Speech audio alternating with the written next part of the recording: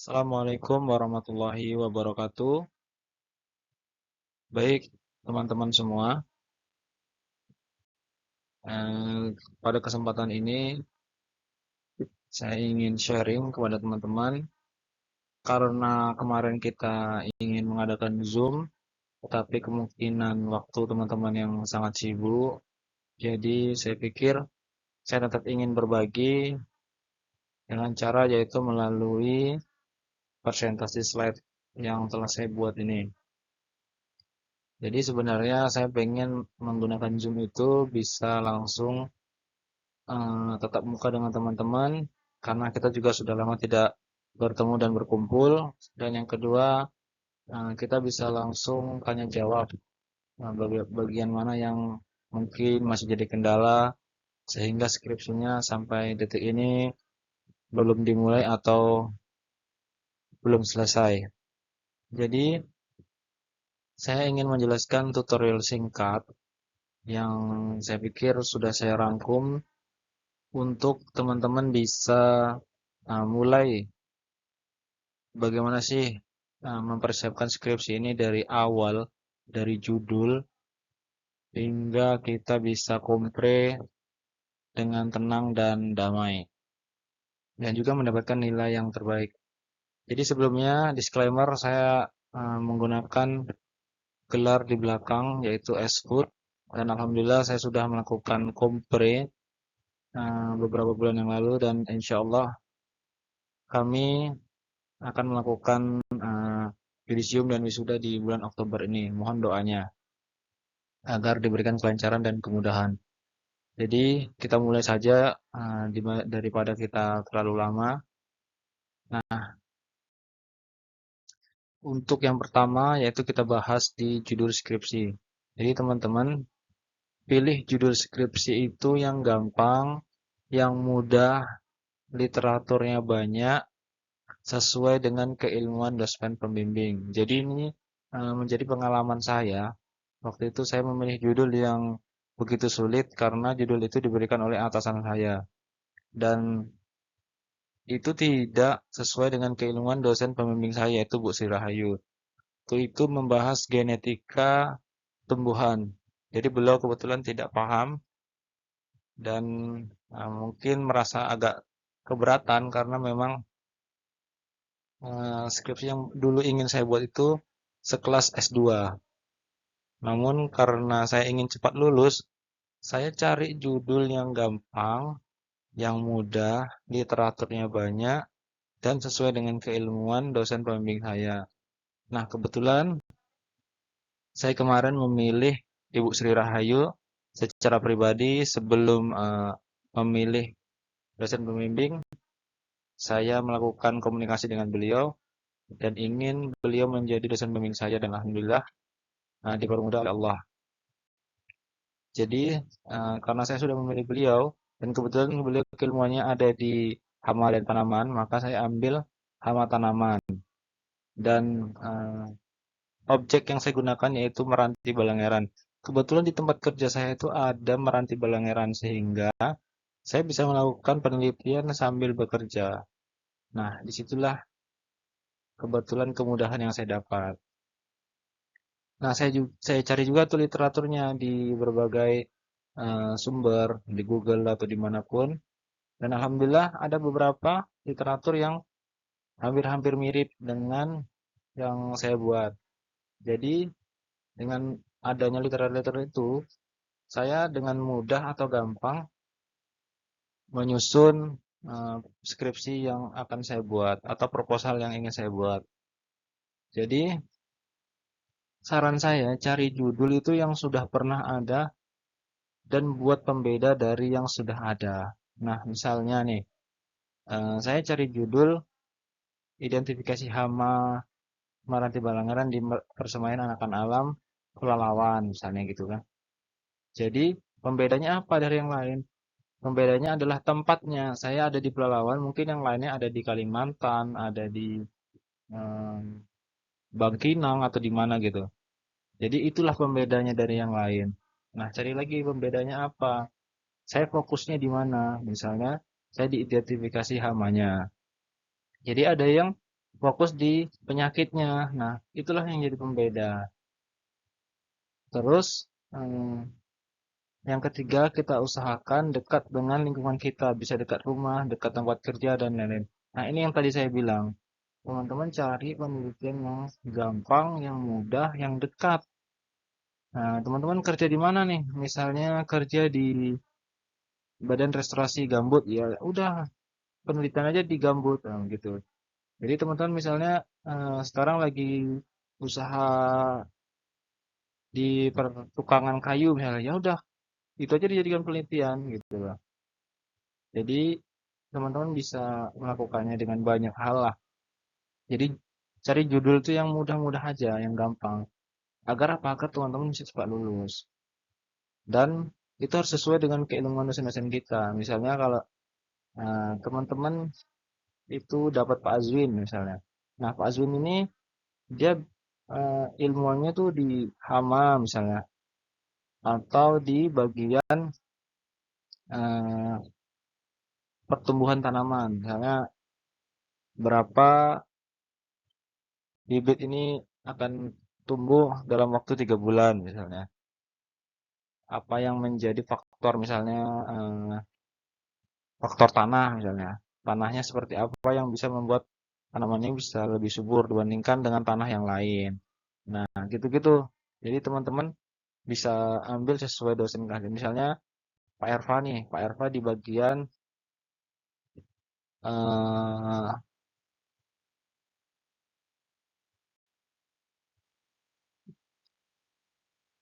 nah, jadi kayak misalnya Pak Erva itu di bagian das. Jadi teman-teman bisa melakukan penelitian di daerah aliran sungai. Nah, mengapa aliran sungainya seperti ini dan seperti ini? Misalnya Pak Ikhwan gitu.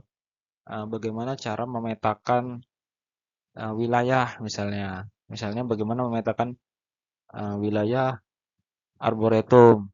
Apa saja yang menjadi eh, tegakan-tegakan yang ada di sana gitu. Jadi teman-teman bisa lakukan itu gitu loh. Bisa tanah, bisa tumbuhan, bisa hama, dan banyak lagi lah. Saran-saran saya sering-seringlah datang ke dosen pembimbing untuk mendiskusikan ini agar teman-teman bisa mendapatkan judul yang mudah dan gampang. Jangan cari yang sulit karena nanti menyulitkan diri kita sendiri.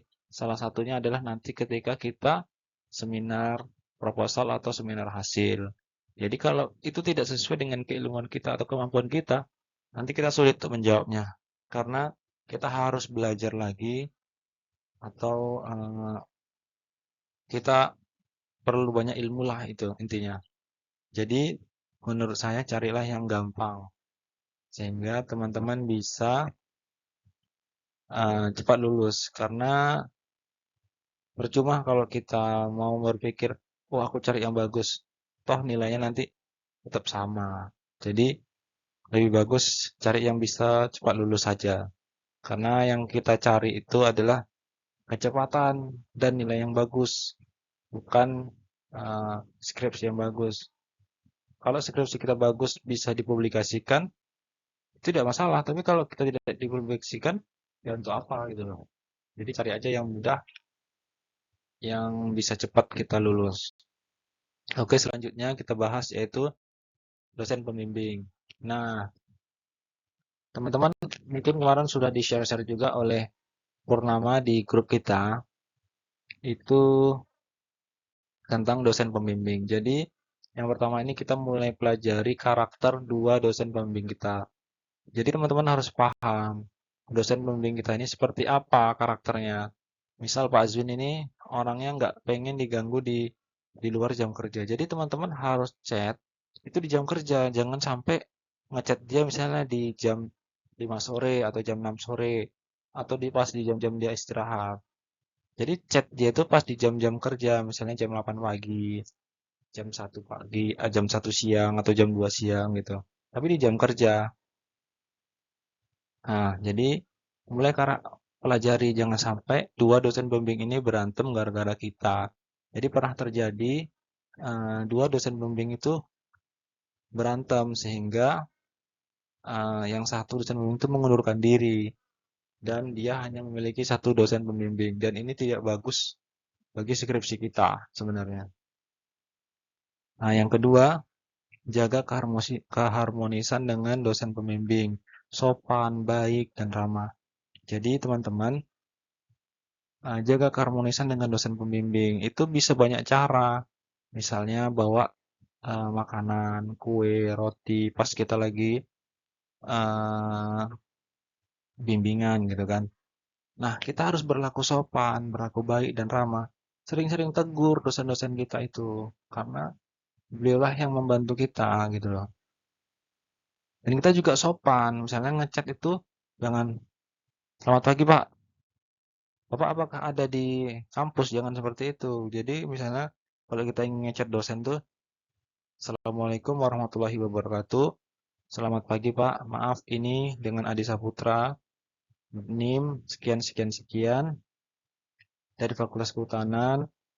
Izin bertanya Pak, apakah siang ini Bapak ada di kampus? Saya ingin bimbingan dengan Bapak. Terima kasih. Seperti itu. Sehingga dosen tuh melihat kita sopan dan baik. Dan ketika dosennya itu sudah respect dengan kita, maka insya Allah skripsi kita akan dibantu beliau gitu loh. Jadi pelajari dulu karakter mereka. Nah, jangan sampai mereka tersinggung atau berantem lah gara-gara kita. Sehingga skripsi kita jadi tidak selesai-selesai gara-gara masalah yang kecil itu. Karena sudah pernah terjadi. Banyaklah masalah-masalah yang pernah terjadi. Nah, teman-teman, usahakan selesai sampai metode, baru bawa ke dosen pembimbing. Atau bisa minta bantu buatkan draft apa saja yang harus dicari dan ditulis. Nah, misalnya kita waktu jumpa dosen pembimbing pertama, jadi teman-teman harus fokus di dosen pembimbing pertama dulu. Biasanya dosen pembimbing kedua itu mengikut. Jadi setelah kita ke dosen pembimbing pertama, itu diskusi kan dengan judul kita. Ketika dia udah ACC, pergilah ke dosen pembimbing kedua. Nah, kalau di ACC juga, maka lanjutlah kita membuat metode dari judul, segala macam kata pengantar, pendahuluan, sampai metode. Metode di sini itu di bab 2 atau bab 3 gitu.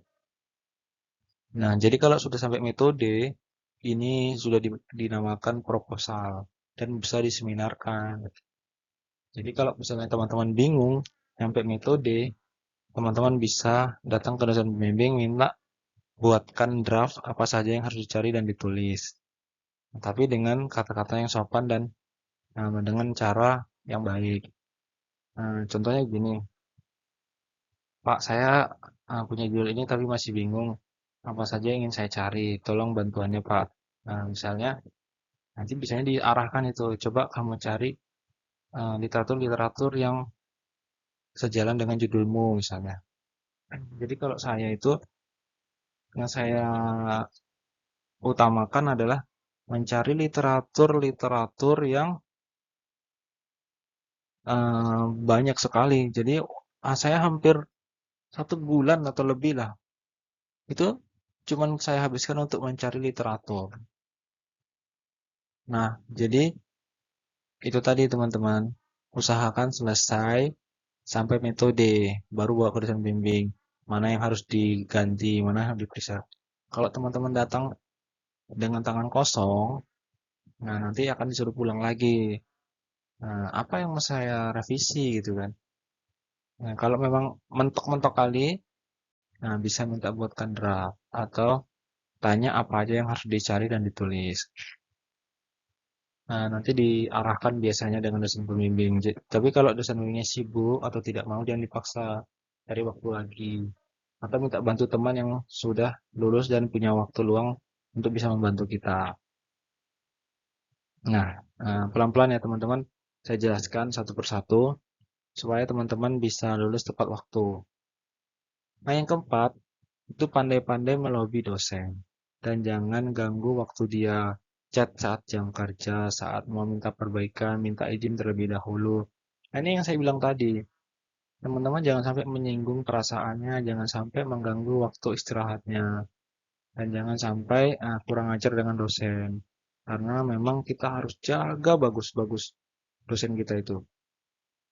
Karena dengan menjaga itu, teman-teman nanti bisalah dibantu dengan dia.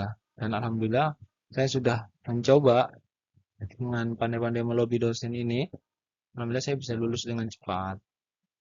4 tahun saya bisa lulus, alhamdulillah. Dan teman-teman juga. Caranya itu tadi, kita harus pandai melobi dosen. Nah, maksudnya melobi dosen ini adalah teman-teman.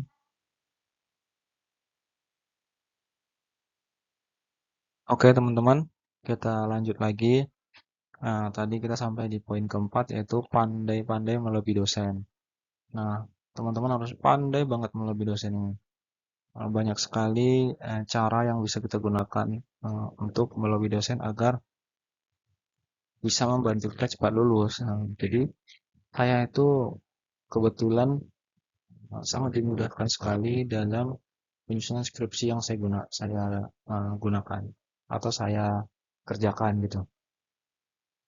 Nah, eh, coba akan saya bacakan beberapa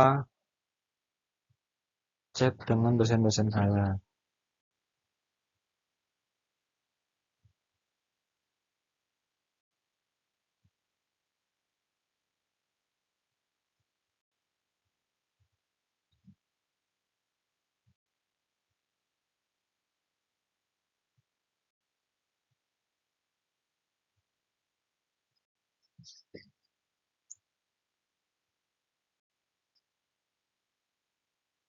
Nah, ini salah satu eh, kata-kata yang saya gunakan. Assalamualaikum warahmatullahi wabarakatuh. Izin Pak mengganggu waktunya mau mengingatkan untuk proposal saya. Nah, dikirimlah eh, hasil dari revisi beliau. Jadi kemarin itu sudah selesai saya revisi, saya chat lagi beliau. Assalamualaikum Pak, izin Pak mengganggu waktunya. Apakah setelah saya perbaiki ini, saya bisa daftar sempro Pak? Nah, beliau menjawab jika sudah ditandatangani oleh pembimbing satu dan dua silakan. Siap Pak.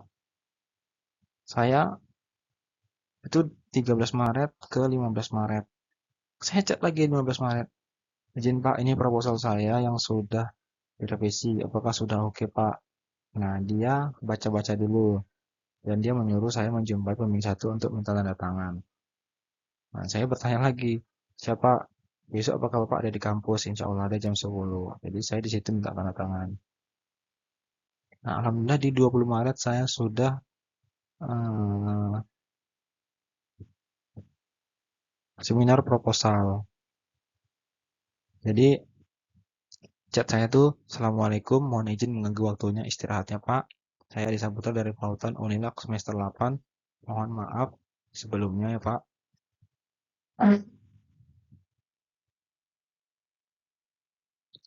Saya izin mengundang Bapak menghadiri seminar proposal saya pada hari Jumat 22 Maret 2024 sebagai dosen pembimbing.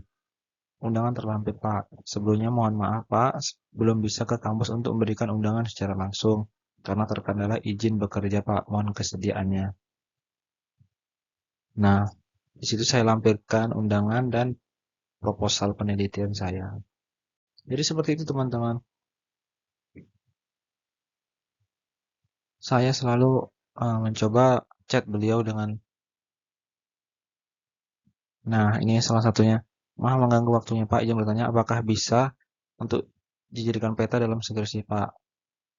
Jika bisa, apakah ada hal yang perlu ditambahkan Pak? Mohon arahannya. Nanti itu dijelaskan sama beliau. Ini saya dengan Pak Ikhwan. Nah, ini 19 Juni saya chat beliau karena memang waktunya sudah mepet. Jadi chat saya seperti ini. Assalamualaikum. Izin Pak hasil skrip saya apakah harus di print atau boleh via WhatsApp Pak? Nah, kebetulan saya sudah kirim, cuman beliau nggak balas nih. Tapi saya follow up lagi dari 15 Juni ke 19 Juni. Nah, beliau terus menjawab, Waalaikumsalam. Tadi saya sudah diskusi dengan pembimbing satu, jadi silakan lanjut untuk seminar hasil. Nah, disitulah kemudian kemudahan yang Allah berikan. Nah,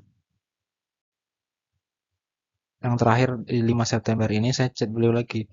Mohon maaf mengganggu waktunya, Pak. Apakah hasil revian skripsi saya sudah bisa diambil, Pak? Nah, kebetulan kemarin saya mengirim skripsi hard copy dan soft copy. Dan beliau menjawab, Waalaikumsalam, lanjutkan saja ke tahap berikutnya. Dan ini hasil follow up saya atau chat saya dengan beliau, Bu Sri Rahayu. Jadi teman-teman harus aktif dengan dosen pembimbing dan berkata dengan sopan dan bagus gitu. Nah, mana dia? Ini dia. Izin Bu, maaf mengganggu waktunya. Apakah Ibu ada waktu hari Rabu atau Kamis ini Bu? Saya ingin bimbingan mengenai talisit dan sampling yang belum clear Bu. Terima kasih. Oke, kata beliau. Nah, tanggal 17 April saya chat beliau lagi. Izin Bu, apakah besok hari Kamis Ibu ada di kampus? Saya ingin bimbingan boleh Bu? Ya boleh, kata beliau. Jadi chat-chat seperti itu yang saya lakukan dengan dosen pembimbing. Nah, banyak sekali lah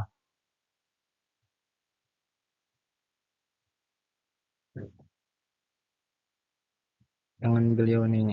Jadi teman-teman,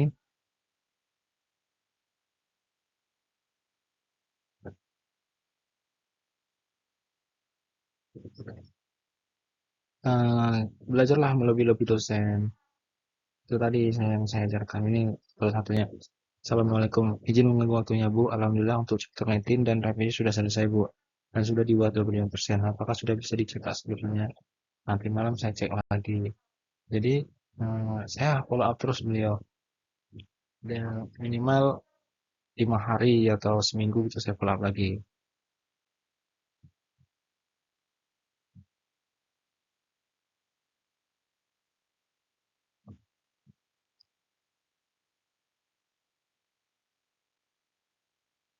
Oke, kita lanjut.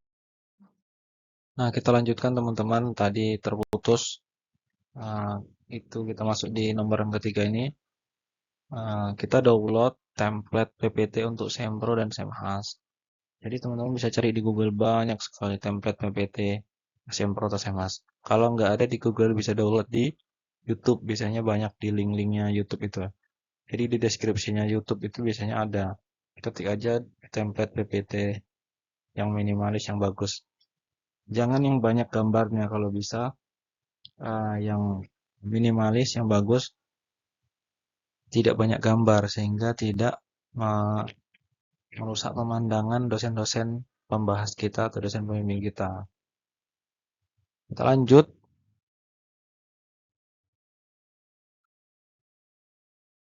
Nah, kita masuk di kerangka penelitian, teman-teman ya.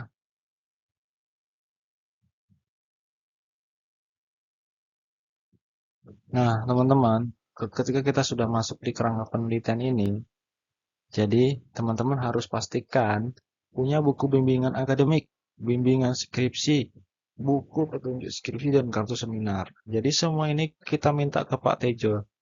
Kalau nggak salah itu bayar 20.000. Nah, kartu seminar ini kita harus isi. Itu kalau tidak salah, kita harus 2 kali jadi pembahas seminar orang lain. Dan itu kalau untuk sempro, kalau kita mau sempro, kita harus mengisi kartu seminar ini menjadi pembahas 2 kali. Tapi kalau mau semhas, itu menjadi pembahasnya 4 kali. Dan menjadi audiens itu minimal 5 kali di sempro dan 10 kali di semhas. Nah, ini buku petunjuk skripsi ini sangat penting bagi kita untuk mengetahui bagaimana cara penulisan skripsi yang baik dan benar. Dan punya buku bimbingan akademik. Bimbingan akademik ini nanti kita minta tanda tangan ke dosen PA kita. Jadi bukan dosen pembimbing skripsi, tapi dosen PA kita. Kalau saya itu PMI. Nah, baru kita minta juga buku bimbingan skripsi. Itu mintanya ke Pak Tejo juga. Jadi nanti ketika kita bimbingan dengan dosen pembimbing, nah itu kita minta tanda tangan beliau, apa saja yang dibahas.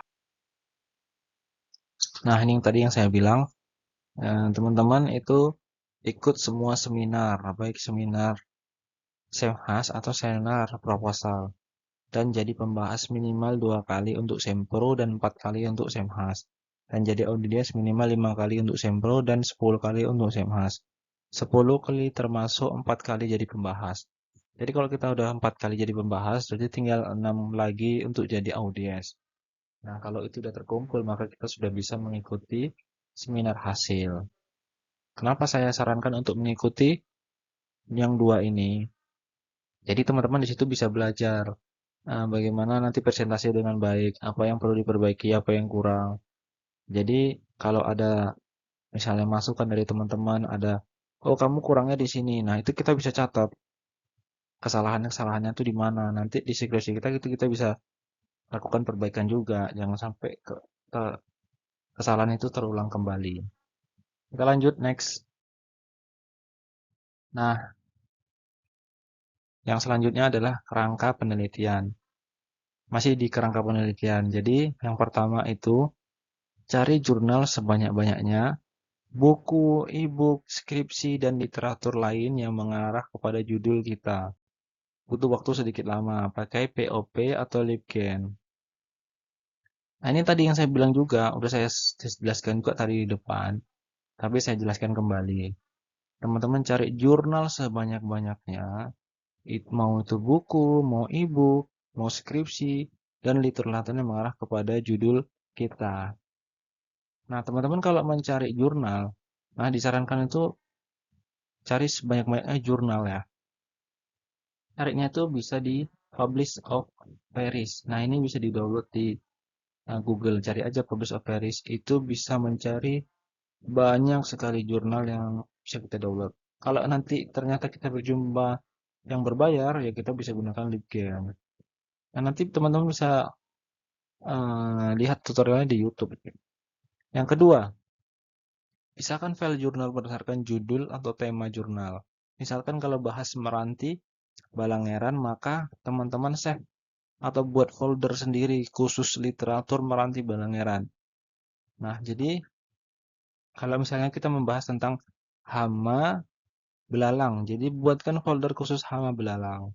Kalau teman-teman membahas misalnya intensitas cahaya, buatkan khusus tentang intensitas cahaya, sehingga ketika kita butuh memanggil data-data tersebut, kita dengan mudah mencarinya. Nah, kalau kita nggak seperti itu, nanti kita kesulitan. Di mana kita letakkan literatur kita kemarin? Udah nyari banyak-banyak, tapi kita jadi kesulitan karena kita nggak tahu tempatnya di mana. Oke, teman-teman, kita lanjut. Nah, yang ketujuh atau yang selanjutnya. Jurnal-jurnal yang telah kita ambil tadi, masukkan semuanya ke Mendeley Desktop. Nah, di sini nanti fungsinya itu untuk membuat daftar pustaka otomatis. Jadi teman-teman bisa nanti membuat daftar pustaka otomatis dengan Mendeley Desktop ini. Jadi semua jurnal dimasukkan ke dalam Mendeley Desktop. Buat folder sendiri di Mendeley Desktop, nanti masukkan semuanya ke situ. Untuk caranya lihat di YouTube karena ini waktunya singkat. Jadi saya sebenarnya pengen lewat Zoom, jadi bisa sambil mempraktekkan. Tapi teman-teman mungkin karena sibuk, saya lakukan lewat presentasi ini. Nah, yang kedua, jurnal dengan judul yang mirip atau hampir sama, lakukan peringkasan. Nah, kalau teman-teman punya jurnal dengan judul yang mirip atau hampir sama dengan judul kita, misal eh, identifikasi hama Meranti Balangeran di Pahlawan. Ternyata judulnya sama punya kita, identifikasi hama Meranti Balangeran di Asia. Nah, kan cuma beda tempat tuh. Jadi, ya udah kita ringkas aja. Kita ringkas itu menggunakan pena. Kita buat ringkasan dari di kertas. Jadi, judulnya apa? Nah, tadi itu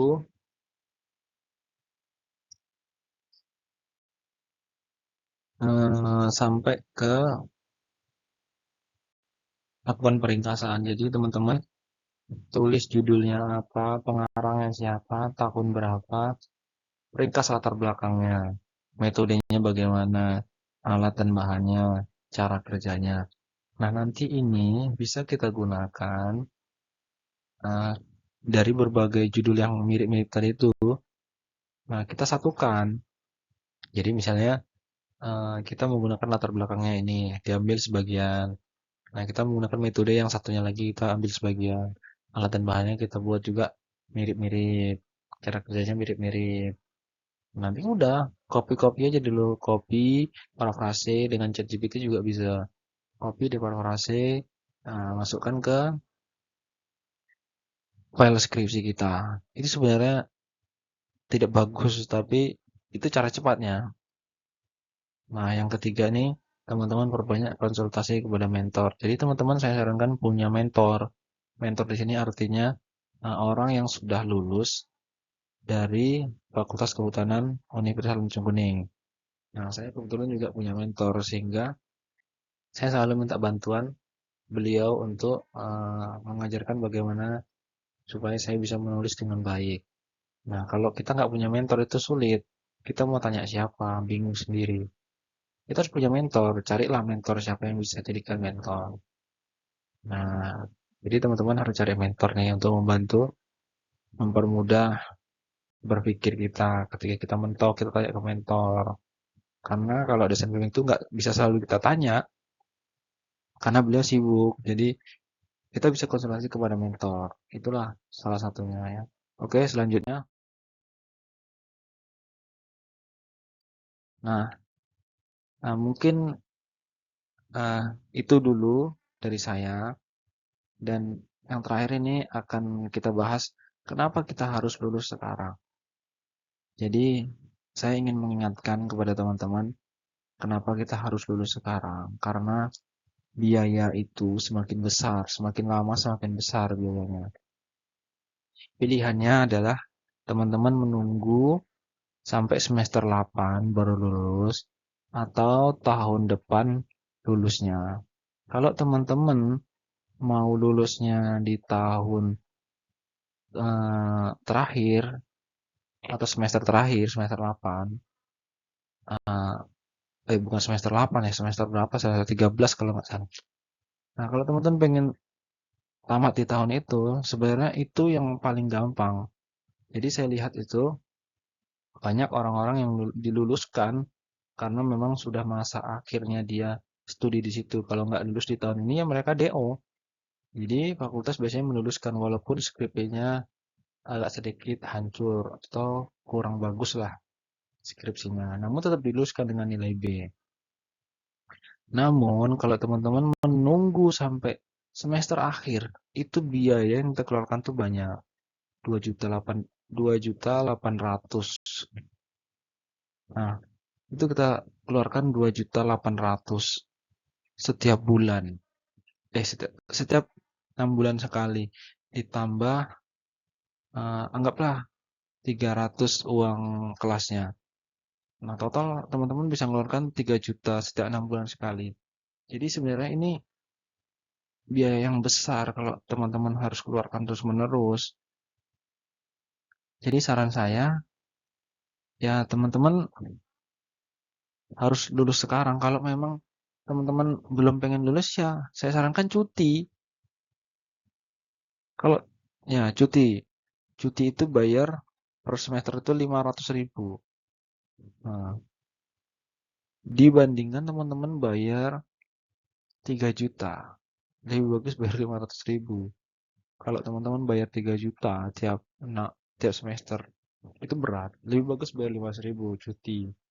Nah, kalau kita udah serius pengen lulus, baru kita masuk ke semesternya, isi SKS-nya gitu kan. Nah, kalau teman-teman memilih lambat ini, lambat lulus, itu efeknya di mana? Keuangan sebenarnya. Uang kita itu habis untuk ini. Jadi kalau saya mengeluarkan 10 juta untuk lulus di 4 tahun atau lulus tepat waktu, nah kalau saya menghabiskan 10 juta di lulus 4 tahun, maka teman-teman bisa lebih dari itu. 10 juta yang harus dikeluarkan, ditambah biaya semester sampai semester akhir. Jadinya banyak sekali. Disinilah saya sarankan kenapa teman-teman supaya cepat lulus, agar tidak bengkak biaya-biayanya. Dan juga teman-teman kalau lambat lulus nanti, em, ya kalau misalnya mau bekerja, mau menaik grade, naik peringkat, naik atau mendaftar di instansi pemerintah atau bekerja di eh, pabrik itu kita aja nggak bisa pakai ijazah S1 karena kita belum lulus. Jadi ke teman-teman sayang sekali misalnya ada peluang bagus S1 nih. Nah, ada peluang bagus S1 tapi teman-teman cuma punya ijazah SMK yang nggak bisa. Sayang.